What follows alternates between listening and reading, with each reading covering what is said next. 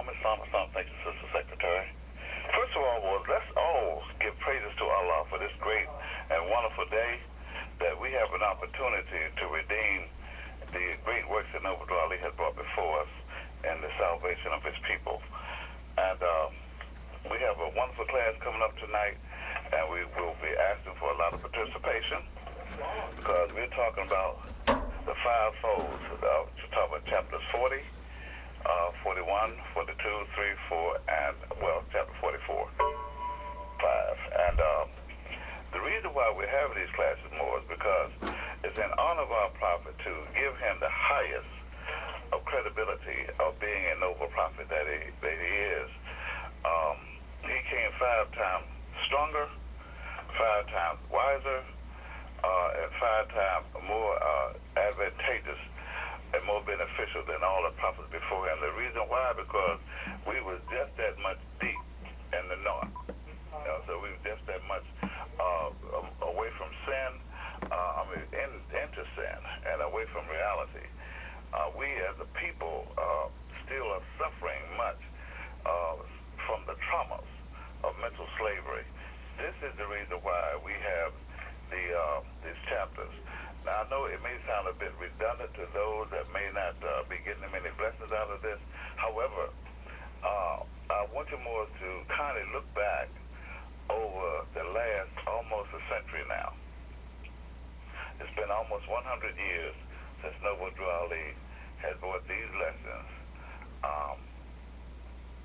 as ordained by Allah from Egypt, other parts of the world where people had, other countries and nations and tribes had taken their time from ourselves. And Noble Ali uncovered the secret of the ages. And the true African God-man is now back on the scene. We have to extend much honor to Noble Ali for bringing these great lessons. Now, more, don't be deceived by the little attitudes and things that you have about your brothers and sisters and other carnal events and the courses of human nature. The thing about that is that we are all enslaved here. Okay? When Noble Ali said the only form of slavery that you have now is mental slavery, he knew exactly what he was talking about. I know we have a lot of classes. We speak about the 14th Amendment and the 15th Amendment and the 13th Amendment and the United States Constitution and what's happening at the UN and becoming a nation of people and sovereignty and governments, more science temples and different other organizations and things. So we spoke about that. But the greatest of all these, the most sorrowful thing that we run into now is our own mental state. Okay, there's a reason why Moors don't like each other. Okay? There's a reason why it is that we are having problems identifying the God that is definitely in each other. We have got caught up, and so the reason why we're having these classes and these fivefold, we're extending the fivefold into this week for 2 reasons. One, because we want to be able to get all of the lessons, the extended version, the added version of these lessons out before you. And it's taken a little longer than what we had anticipated, okay, in order to have these things typed up in such a form that you can, each and every one of you can yourself become an instructor and a master teacher, okay?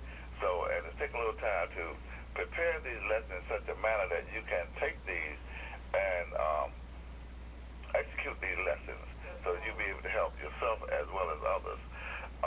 And so we should, inshallah, have these finished in the next few days. 2, because we see the need to extend these lessons, because these lessons, these 5 folds, these chapters 40 through 44, are dealing directly with what the sickness that we have, the problem that we have, the illnesses that we have, so that we can go about the business of healing ourselves. Noble Ali himself said it's a poor animal that can't heal itself. So what we're talking about now is that we have been given everything that we need in order to save ourselves, in order to heal ourselves. This 100 years later, for us to be in the kind of mental condition that we're in now, and looking at each other cockeyed when all of us are enslaved. It just don't make any sense. So what we've got to do now is find out what is it that has caused what kind of a sickness are we all suffering from? And not only that, but how can we get rid of it? Because it's definitely a disease. It's definitely some kind of illness, something wrong with us as a people. The reason why we cannot come together and love each other and become of a benefit, not only to ourselves, but do you know more that every nation on this earth is waiting on us? Bar none. I'm talking about it. That includes the United States with all its military might and economical whatever, okay? The thing about it is, even the United States is waiting on the Moors. The United States, for the better part, they don't know what the heck to do with the Moors. Okay? They can't keep it enslaving us, and we won't free ourselves as a people. So we're becoming a burden, okay? And the prophet says the beggar people cannot produce the best of them. We're becoming a burden on the state of the United States. But now, I mean, you know, what you're going to do with 60 million people that don't have any kind of history, they won't pull themselves up. No, they can't get no recognition. And the United States, by all means, is tired of taking all the credit for what it is that the Moors have been doing to help the United States. Okay? In other words, we have built the United States while we was in a coma. Built it from the ground up. I'm talking about from the nation's capital to as far west as Portland, Oregon. Okay? And we built all that. And we were asleep when we did it. Now, can you imagine what we can do when we awake? Okay? So the reason why the Moors have not stepped up to the plate and acknowledged the fact that a Moorish American is not a member of any organization. A Moorish American is a descendant of the ancient Moabites who inhabited northwest and southwestern shores of Africa. This is what a Moorish American is. Make no mistake about it. Nobody else knows what a Moorish American is except the very first one to proclaim his nationality. And that was Noble Drew Ali. So it don't pay. You don't have to listen to President Bay. You don't have to listen to no Grand Sheik, nobody. What did Noble Drew Ali say? That's right. Okay? He was the one, and everybody is tapping off the plate if it ain't nothing but a crumb and run off in the corner nibbling on it. Okay? Where you think the Nation of Islam got that little stuff from? Where you think the Great Seal got that little knowledge from? Or the Washita, or the New Wabia, or so forth and so on, all up and down the line. Where you think the Moorish Science Temple with all the different versions and Grand Chiefs and Federal whatever, where you think it's all coming from? Noble Drew Ali. That's right. So since none of us has come together as a clean and pure nation of people, it stands to reason that, wait a minute, there's got to be something wrong. After 100 years, as Allah has ordained a cure for the so-called Negro, and yet the Negro is still here. Whether they got a fez on the head or turban, don't make no difference now. Unless you are a free nation of people, you are still suffering from slavery. And they'll make no mistake about it. It doesn't make it when you call yourself with the government, in the temple, part of a club, clique, group, don't matter. It does not matter. If you are not a free nation of people bearing one free national name, under your own government, under your own constitution, recognized by the nations of the earth, then you are still property. Make no mistake about it. And there's something wrong with that picture. After Noble Drew Ali, well, let's go to the top.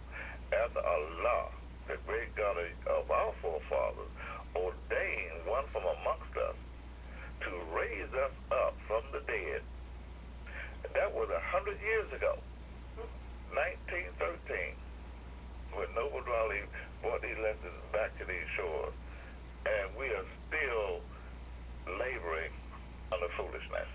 This is the reason why we have these classes 6 days a week.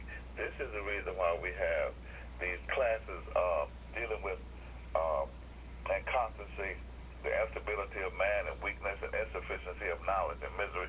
That's we having the classes? Because this is where the problem is. The problem is not physical. We're not walking around because we broke our leg, we pulled a hamstring, okay? Because we suffer from diabetes or cancer. That's not what our problem is. Our problem is in the head. We suffer from what is known as human illness, okay? Human illness. All human illnesses takes place in the head. In other words, in the soul. What most psychiatrists, they call it the mind. That's what you're thinking, your reasoning, your willing and understanding of your remembrance. They call this the mind. Okay, let's call it the mind then. That's where the problem is at. Noble Dwelly called it very clearly. He said mental slavery. It ain't got nothing to do with handcuffs and who's locked up in jail. It ain't got nothing to do with that. The thing about it is, it doesn't matter whether you're on the street or you're in somebody's penitentiary or you're on somebody's plantation. If your mind is on lockdown, if you have not freed yourself from this human illness, then you are still suffering from the terrible disease that Noble Dwelly called mental slavery. Now, we want to also extend honor to Sister Joy Leary, who wrote the book Post-Traumatic Slave Syndrome, because it really personifies and gave a good breakdown of the two words that Noble Dwelly simply surmised as mental slavery. And it shows, Dr. Leary shows what kind of condition our mind is in, and the fact that we have never, as a people, has never been cured from the traumas of physical slavery, from the traumas of every nation on earth, including Morocco, including Saudi Arabia, that including Egypt, that turned their back on us. Okay? Sold us into slavery, which we have encountered that for 400 years, okay? Now, with every nation on earth, including every religion, I'm talking about the Christian Crusade. No, it was the Catholic order that enslaved us, okay? And the Christians come under the Catholic order. All right, the Pope got their power from Julius Caesar. Okay, so what we're talking about, if you want to go all the way back to the Templars order, let's deal with it for real. We are enslaved not by accident. Number one, we call it upon ourselves because we forgot our mission. Okay? Our mission to the earth was to teach everybody that themselves, that there is a God inside of them. They didn't have to reach out and pray to no rock, no cross, no crescent moon, no nothing. Okay? If the nearest place to meet man's God is in the heart.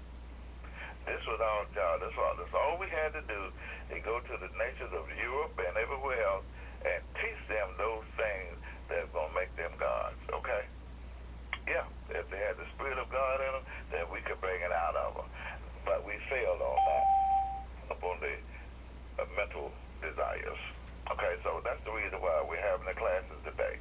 And these chapters deal with chapter 40, the instability of man. I want to, and I'll be having these lessons out there, especially these 5 here. It's a lot, because most of them are ready now, but I didn't want to turn them loose to let them all up go at once. So they should be out within the next day or 2 at the most. By Wednesday's class, we should have all 5. You should have all 5, okay, including the one, chapter 38 and 39. Okay, for those of you who do not have those yet, you're really missing out on a very powerful lesson because 38 alone shows you how to become an adult. Okay, this right here, these 5-fold. If you undertake these lessons more, these are the first lessons that you have to undergo in becoming a mastermind. Because after these lessons, you go into the 4 chapters that Noble Dwelly himself wrote, that's dealing with his people, history, present, and the future. Okay? The next chapter is going all the way to chapter 48. All of the chapters, these are the chapters, the only chapters Noble Dwelly wrote. He did not write chapters 1 through 44. Okay? He didn't write those. According to the record, this was supposed to be a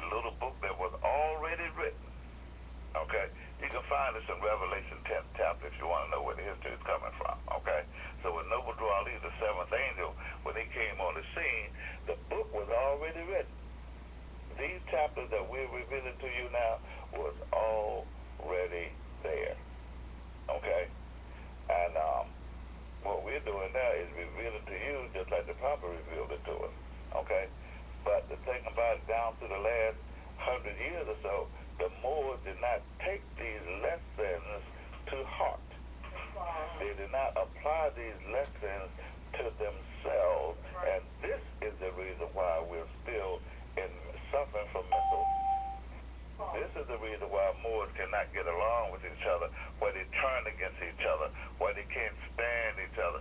You got this Moor pulling another Moor over here, another Moor pulling another Moor over there, and this same kind of backdoor blood crip degree. What in the world did the blood and crips got to understand that they own the turf or something? No, they don't own nothing. They don't own a thing, not even the ground that they walk on. Okay, why? Because they don't know who they are. All right, you cannot make it on this planet in this day and time, and you're not expressing or living out the true meaning of your creed. You are not personifying your true identity. All right, everywhere you go throughout the world now, your true identity is required. Okay, the only people that their true identity is not required, guess who? And that's because they're the one that made you, so they know who you are. As long as your mind is on lockdown and not dealing with these fivefold, they know who you are. Why? Because they made you. They made your mind the way it is right now. So you will not like each other. And the master word here, and I'm going to give you another key, so write this down, okay?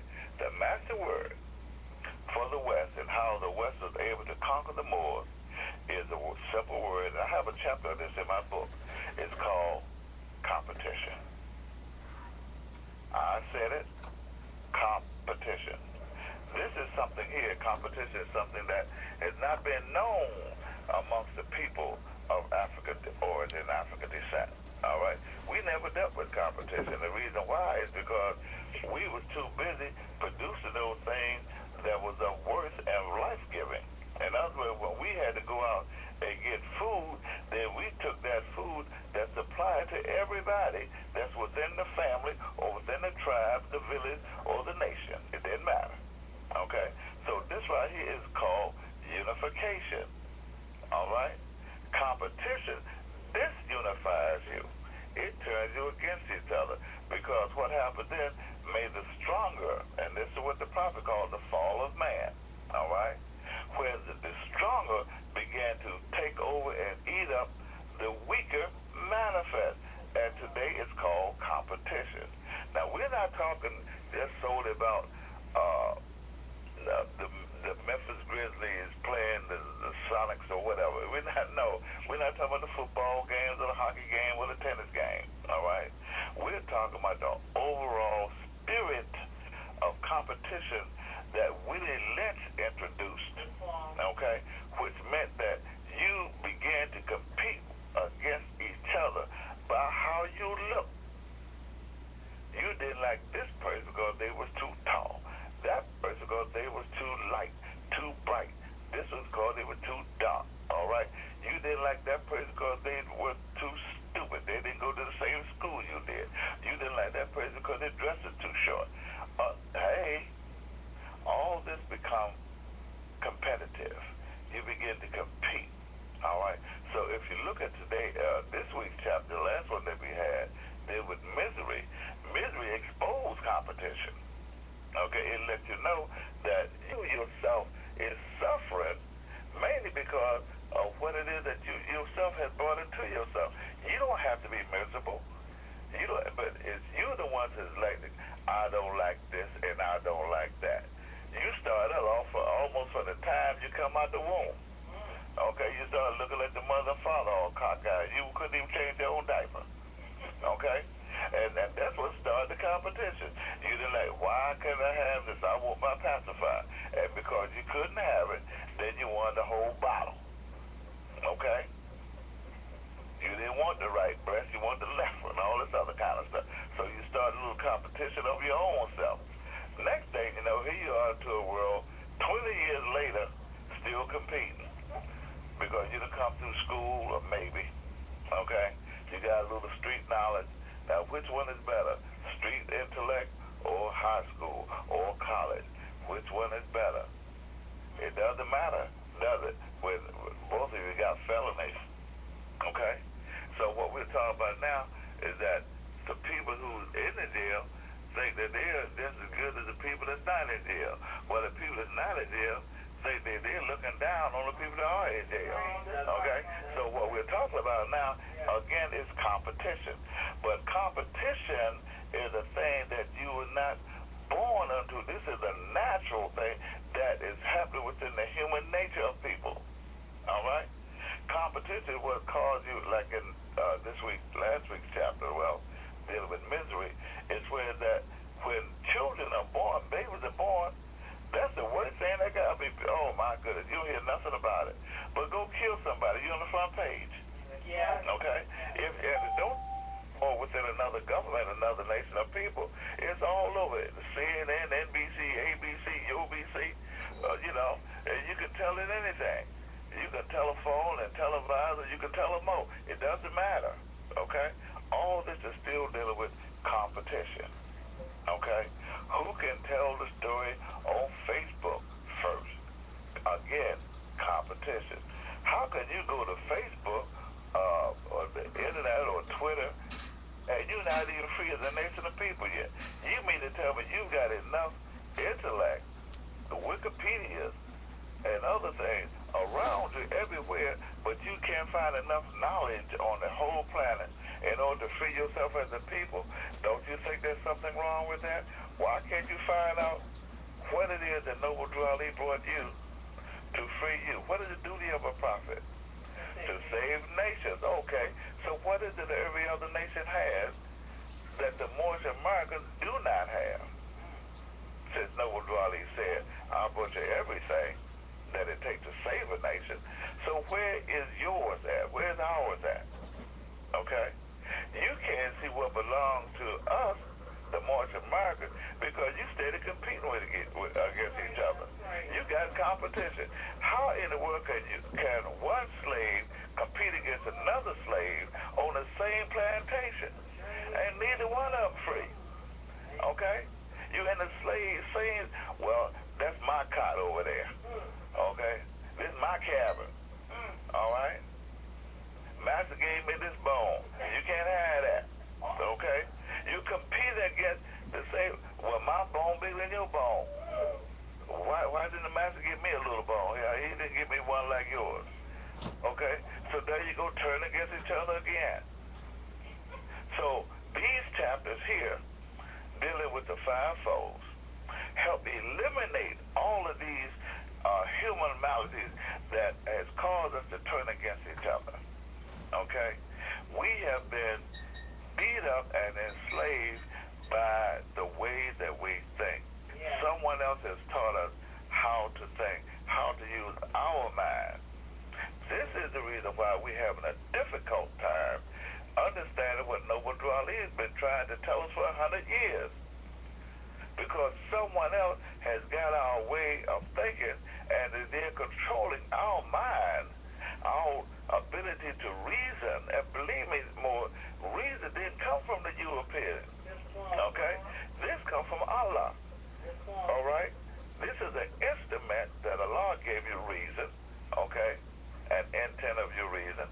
He gave you reason so that you can ward off and beat up those things that you're competing against. Those things that you just gotta have. Oh, I want to have. But see, reason say, do you have to have that those Reeboks? Do you have to have $400 sneakers? That's reason. Reason come in first, all right? But if you ain't got reason, what do you have that? Now you competing against the dope dealer down the street, because he's got 200 pairs of $800 sneakers, and some personalized one made too. So now you want to compete with him because he looks real good with his tennis shoes on. Okay? Noble Drew Ali brought these lessons, all right, so that you can get away from the world of competition. competition where you got no business, because number one, you cannot excel competing against each other. That's right. Okay? You cannot gain strength by competing against your brother. Okay? Every victory over the self is what gives added strength. If you want to compete against something, compete against your own lower self. That's what I've been kicking your yes all your life. Okay? It ain't me. It's not the Sister L. Bay over there. She ain't the one that hurt you. You've been hurting yourself because of your own loose desires. So when it comes to these fivefold, I want the Grand National Secretary, I'm going to have this thing read to you tonight, and then, because you'll be receiving this in the next couple of days, okay? It's called the Fivefolds. It's an introduction to the fivefolds we'll be going into in just a few seconds, okay? But I want this Grand National Secretary to read the introduction to the fivefolds. It's called, that's what it says, the fivefolds. So hold on, Morris. Islam was having already risen and given praise and honor where due. The five foes.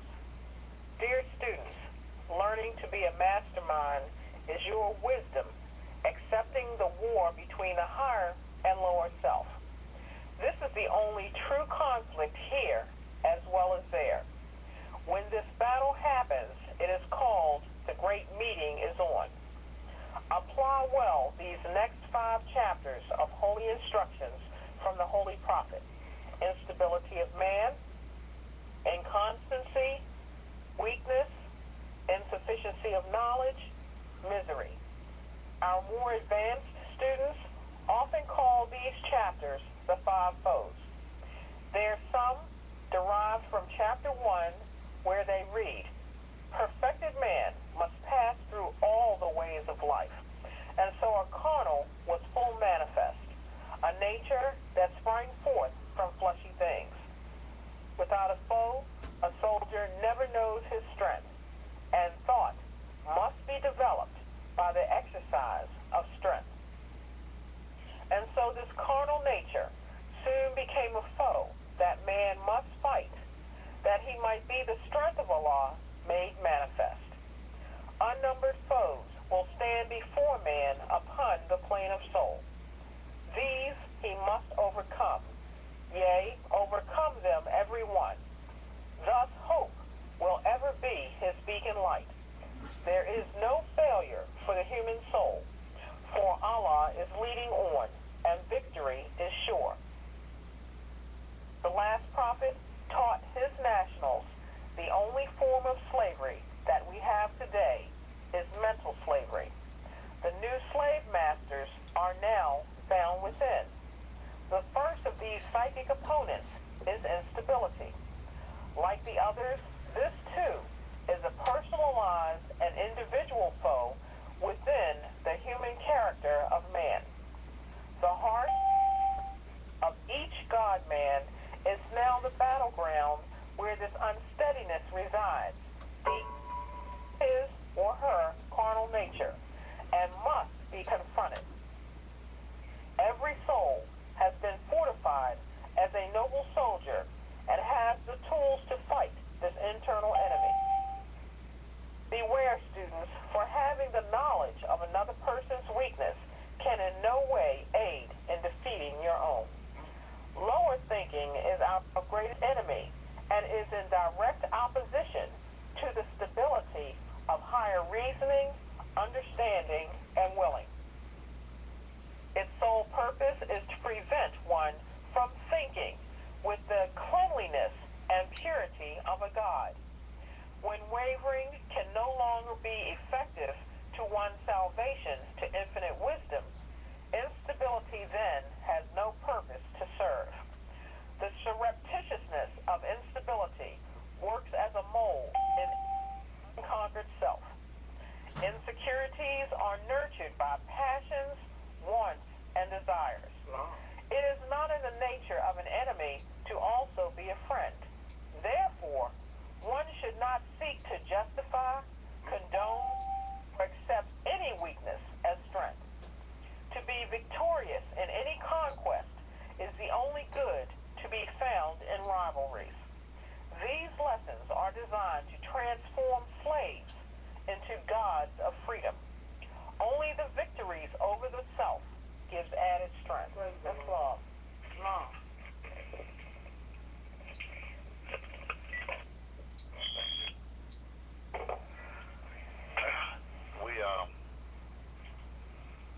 Well, I know that sometimes in some circles they speak about religious overtones, and this is talking about religion and religion this and religion the other. And they also speak very negative about the very word blessing. The truth about the matter is, more, I tell you what, you have a choice, okay? These lessons here, if you properly apply the lessons, then you can see the saving power that our prophet brought to us as a nation of people, okay? The reason why these lessons are being taught today is so that you will not make the same mistake that your brothers and other leaders made yesterday. That's the reason why the lessons are being taught. If you keep on doing what you've been doing, then you're going to keep on getting the same results, okay? So we have had the lesson, like I said, it's been around for 100 years now. Even during the life, work, and teaching Noble Drew Ali, okay? The Moors still did not comprehend. And you got many today that have so much doubt because they've undergone such a beatdown that they don't believe that these lessons are going to work. Right. They don't believe we'll ever be a people. They don't believe that we'll ever love each other, have enough love in our hearts for ourselves and each other that we can come together as a nation of people. But that's not what the prophecies say. The prophecy we are going to be a people, okay? It also said that we all weren't going to be saved on this first go-round. Okay, so that means it ain't going to be but a handful of us to start with. And the rest of us, you might hit them concentration camps or whatever, I don't know. But the thing about it is, the reason why we have to do our lessons because we are the Moorish American national government. It doesn't matter. You're going to have critics and opponents about everything, okay? It's because you're coming up in a world of competition. It doesn't matter what you do. It doesn't matter how humble you bring yourself, how polite you are, how honest you may be, how truthful you may be. Someone is going to be opposed to you and going to create an era or an ether of competition because this is what has been able to keep us down as a people.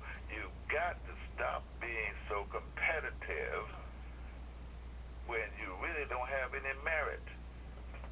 Okay, there is no grounds to compete against each other when you both are in trouble. Okay, this is what we're talking about. So when you go into these lessons, it's just a matter that thought must be developed by the exercise of strength. In other words, you've got to change your thought pattern more. Okay, if the way you've been thinking has not given you the strength enough that you can look your brother and sister in the eye and say, "I love you," and me and you are one. Let's get about this grave together. All right, then there's a problem. There's a problem. If you say one of you is deserving and the other one is not, then you've got a problem. Okay? This is what we're talking about, the fivefold. When you go through these instruments of redemption, I'm talking about the instability of man and constancy and weakness and good gracious, the insufficiency of knowledge. Now you know how that hits home. Because who in the world can tell us that what we don't know? I mean, we got laptops and we got iPods and everything, and we what is it we don't know? We know everything, okay, except one thing. All right, and that's our own ignorance. Because if you don't know enough to come together with love, true peace, freedom, and justice, then you're ignorant, and you do not know enough. Okay, your teachings have been misled and misappropriated, okay? So what we're doing now, we're giving honor to Noble Drew Ali, the only one that has been the way. No other leader, I don't care who he or she may be, okay? They do not know the way, okay? It doesn't matter about how many, whatever, it doesn't matter, okay? It just do not matter. Noble Drew Ali is the only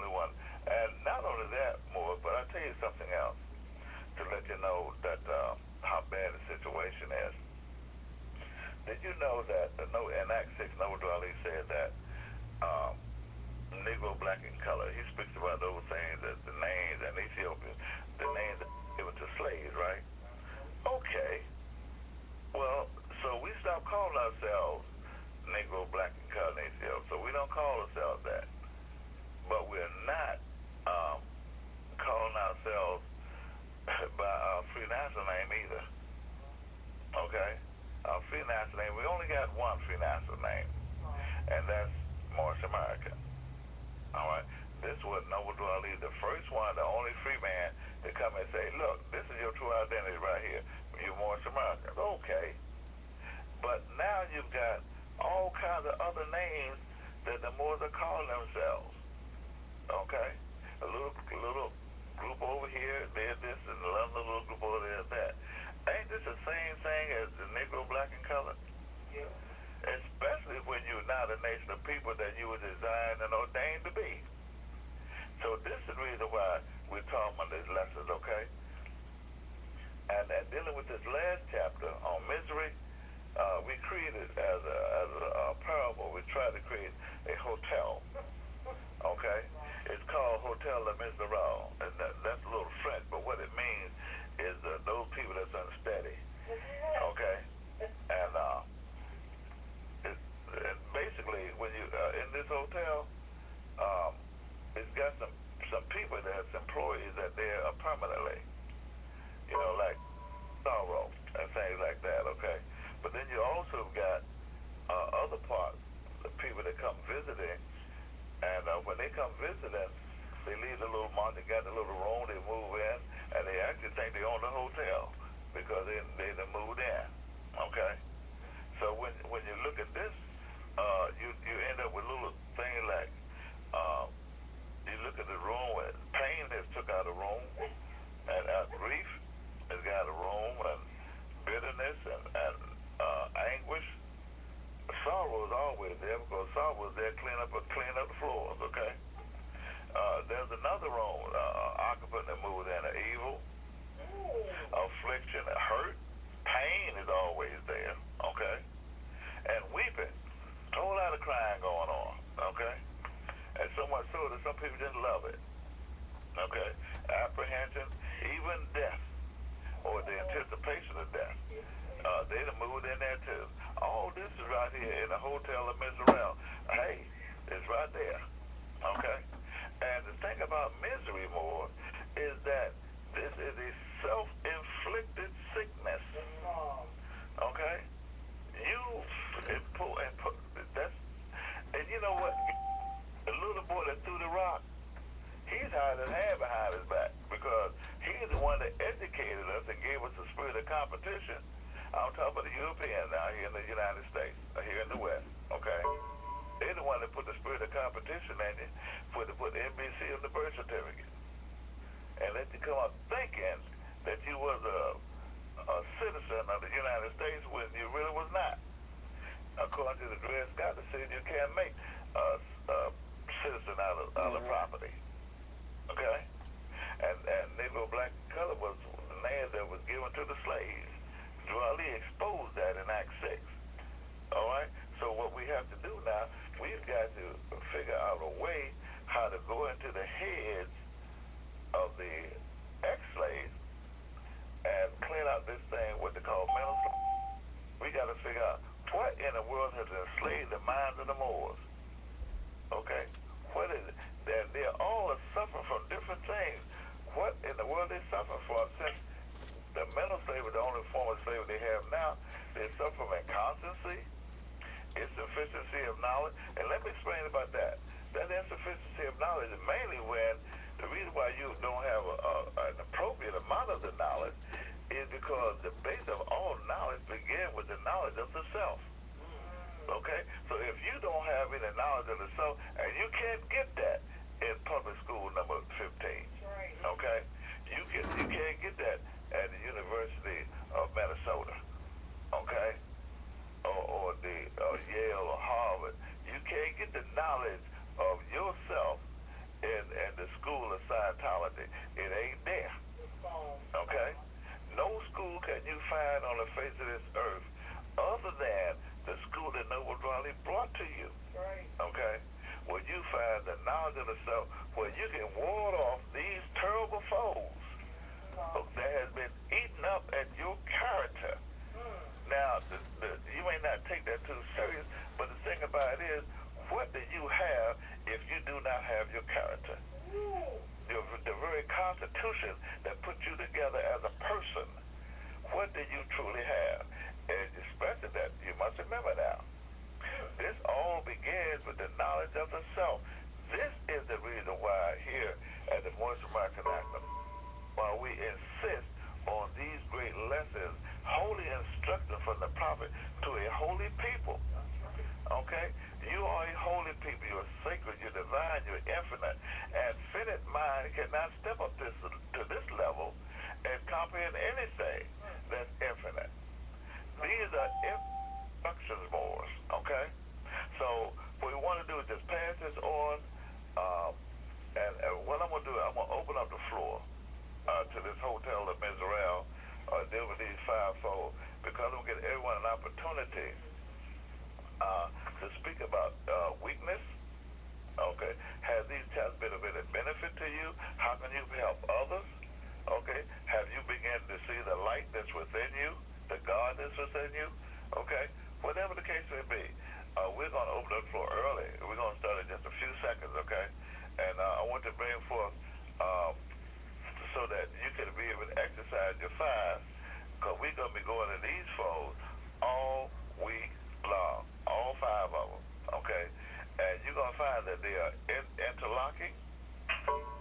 One is there to support the other and to enlighten you as to where the weaknesses are within you. Now, the good thing about this is that all these lessons are dealing with the soul, okay? And you must remember who gave you a soul and why, okay? This is a soul you should not want cultivation. You cannot pull the weeds in another person's garden and expect your choice flowers to grow. It don't work that way. These lessons, you got to take time out for the self, heal yourself for whatever is wrong with you, okay? And then you're going to find that unity is right there, because why? You see your brother, you need the brother too. The brother needs you too. The sister needs you too. That's the reason why the prophet said, don't falsely accuse your brother or sister at all on any occasion at all that may harm. Now, how can you hurt a brother or sister since there's 1,000 ways, okay, to kill a person? And the life that you take from a person, all right, meaning you won't enjoy your own. But there's a lot of ways to take away the life of a person, okay? It doesn't necessarily mean that you got to just put a gun to the head and physically kill him. No, whatever it is that energizes that person, that brings that person to the light, that's his life, his or her life, okay? And you don't want to take that away from a person, because what else they got, okay? So I want to open up the floor. Hold on a second. It's long. For the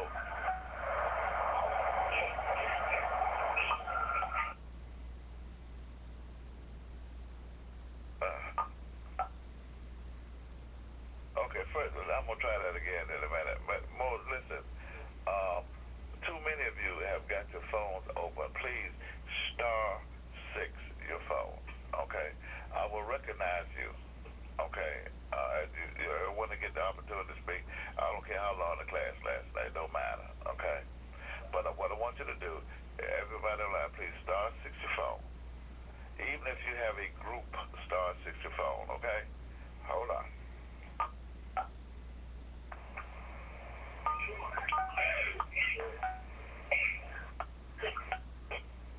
It's long.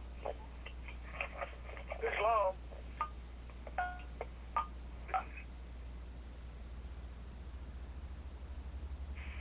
All right. Now, what I want you to do one at a time, I want you to *6 your phone. It's long. It's long, more. This is Dr. Michael Vernon Price. Where you call it from? This is Dr. Michael Vernon Price L. calling from Minnesota. All right, Brother Price L. What have you to say? Well, what I have to say is short and brief. The two that held the fire that fell. Well, when we're dealing with the five folds, you got to understand that you're dealing with the lower self. The five folds, understand. It goes to and fro to see who what? Who they can conquer. And when you spoke on how they are interlocked and interacting with each other and they support one another, it's the same thing on your God side. But if you don't know how to exercise your God self or your love to teach freedom and justice, you're already lost. But the great thing about this is that you can always repeat the process until you get it right. That's why you got to study thyself to show thyself approved. Okay? A man finds himself in a place where he deals what? When he deals with his father's best, right? So if you understand that, I mean, just to keep it real simple, do the things that you ain't done in a while. Because it's insanity to compete or to continue to do something and looking for a different outcome. That's insanity. What you need to do is try something different in your life. Do something that you think you don't like. Do something you haven't tried before, but make sure that it's positive and that it doesn't take a life and your words that you speak into the atmosphere won't curse anyone. Things of that nature. You know, once you exercise those things and you get used to it, it's just like a muscle. When I was in the military, they used to exercise us to muscle failure. Basically, they used to exercise us till our muscles couldn't do no more. This is what it is to exercise and study yourself, and you got to understand how to master your higher self, because you mastered your lower self. Now you got to master your lower self and trick it, you understand, into what you will not let it do to you. Islam? Islam. All right. Brother Price Hill, Divine Minister, before you get off the line, let me ask you a question. The lessons that we've been putting out here at the Moorish American National Government, I know you've got a long history in Moorish side. Has the lesson been of any benefit to you? I will speak on this. If you are smart, I'll put it to you like this here. SMART is abbreviated.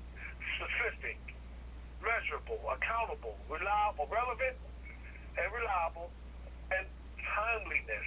What I mean when I say that is, that's being smart. So the answer to the question is, if you are a divine minister and you're administering the truth divinely, you will take those lessons that Pleasant Bay has broken down for you to teach a people without problem or fear. So what you will want to do is you want to take those lessons, laminate them, and put them inside a book or a binder, and label that binder MANG instruction manual. You draw? Islam? Islam. You know what? I don't know how you did it. It was almost like you was looking into the study room of Aisha Mecca, Pleasant Bay, because both of them got a huge book that they keep the lessons in, just like you were just saying, you know. It's next more question or answer, question or comment. Islam, identify yourself, please. You call me from? Star 64 more. Okay, star 64 on anyone as a question or comment.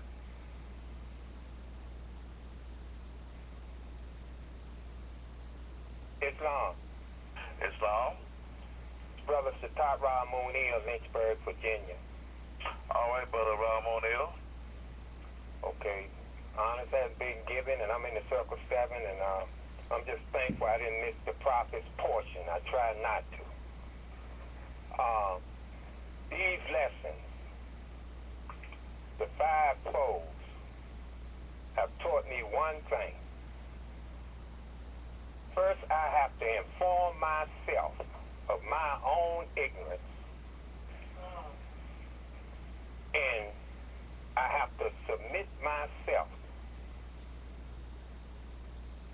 before her footstool of the wisdom of these lessons. Then I apply these lessons because I know I inherit the inconstancy by being hit in the head. I got all that from my parents, the insufficiency of knowledge. I know I have these five folds hatred, slander, lewdness, murder, theft in me, because I did all them. Now, these lessons, what they have did for me, with the soul of man, the soul of man, want to be an adapt now. We call it adapt now. We got the belief, faith, and fruition. We go into self with these lessons, and that's the only way that I, Shatat Ramun Il, can conquer the insufficiency of my nature of knowledge, gain wisdom from the lessons as I exercise the lessons, and be the God that I am. From the adapt chamber, that when you brung out that lesson, when you Hashua went through there, I have the lessons and what he went through. So these lessons, if it wasn't for these lessons, I couldn't use these lessons like the brother said before me, the divine minister, if I didn't have the lessons, because I have used the lessons to teach from. And I thank you and I honor you, Grand National Chairman. I honor the two angels, the two sisters, Aisha Pleasant Bay and Sister Mecca Pleasant Bay.